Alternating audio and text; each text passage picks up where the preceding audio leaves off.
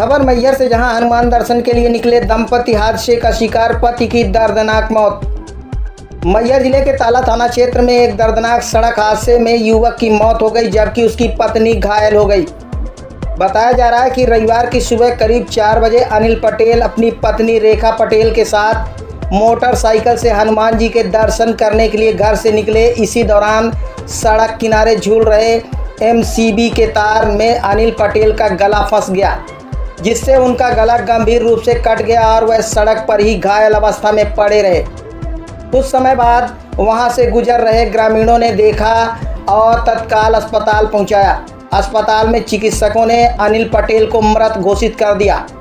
वहीं उसकी पत्नी रेखा पटेल को भी चोटें आईं, जिसका उपचार जारी है। घटना की सूचना मिलते ही ताला थाना पुलिस मौके पर पहुंची और मामले की जांच शुरू कर दी।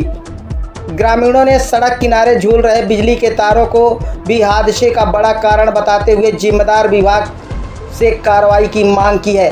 देखिए रिपोर्ट, न्यूज़ 11 मध्य प्रदेश छत्तीसगढ़। इस सुबह नहा धो करके पति पत्नी दोनों लोग मोटरसाइकिल से हनुमान मंदिर दर्शन के लिए जा रहे थे,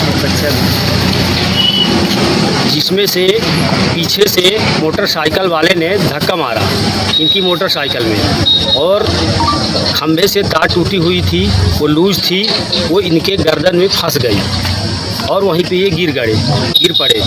जब किसी व्यक्ति ने यहाँ से लोटा लेकर गया होगा, है ना, वो देखा, वो आवाज़ लगाया, चिल्लाया, तब गांव के लोगों को जानकारी मिली, तब सब दौड़े, देखा गया उनको, तो वहाँ पे खून से लथपथ थे और सब लोग दौड़े और उसको फिर व्यक्ति को लेकर के उपचार के लिए गए।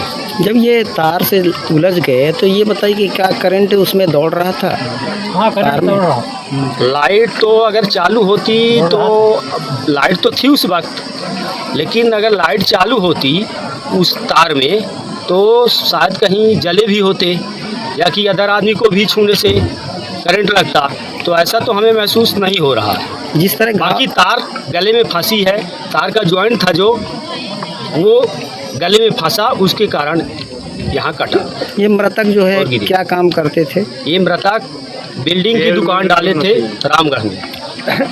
ये बोला बिजली विभाग से कोई अधिकारी आए किसी प्रकार का? कोई जानकारी नहीं मिली। अच्छा, आपने सूचना भी नहीं दी? सूचना हम तो रीवा चले गए थे, सूचना दे गए, हम तो रीवा चले गए थे। अब सूचना यहाँ से गांव वाले तो बोल रहे हैं कि सूचना दी गई है। मृतक से आपकी क्या संबंध है? हमारे पारिवारिक भाई लगते हैं छोटे। अच्छा, मृतक का क्या नाम है? अनिल पटेल, सनाप राजकुमार पटेल, ग्राम बिंदु खुर्द, थाना ताला, जिला मैहर। कितनी उम्र रही होगी? उम्र उनका 36 से 38 के अंदर थी। कितने 38 बच्चे कितने उनके? 2 बच्ची हैं, 1 बालक है। अच्छा, अभी तक पर हमला कोई भी नहीं आया?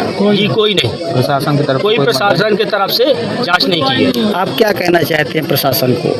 अब हम क्या कहें, प्रशासन को सूचना दी गई, प्रशासन इस बात पर अमल नहीं कर रही। प्रशासन की लापरवाही है। हाँ, लापरवाही है प्रशासन, बस अभी कर लीजिए। प्रशासन की लापरवाही है। इसकी सूचना जिस कारण से मतलब घटना हुई है बिजली की तार से, इसकी सूचना पर कम से कम ये मान के चलिए 15 दिन से दी जा रही है, कोई कार्रवाई नहीं हुई। इसके बाद जब घटना हो गई तो अभी भी आप वहाँ पे मुआयना करने जाएंगे, देखेंगे उसमें बांस का डंडा लगा हुआ है। भाई आज घटना हुई तो कम से कम प्रॉपर तरीके से करा दो।